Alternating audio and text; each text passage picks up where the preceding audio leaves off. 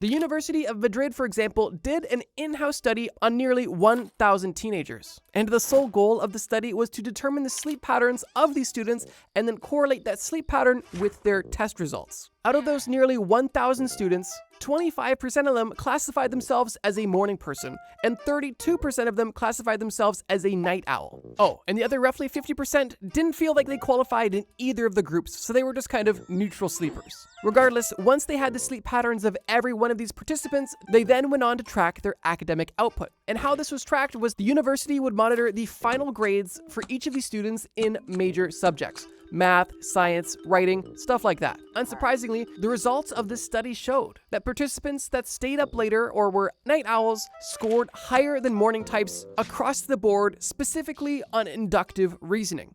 Now, inductive reasoning is an interesting metric to note because it has been shown to be one of the best estimates of general intelligence, and it is also one of the strongest predictors of academic performance. That, to me, is super interesting and honestly makes a lot of sense because I feel like if you try to compare it apples to apples and just say, oh, well, people that stay up late are better at math than people that wake up early, it doesn't really paint the full picture.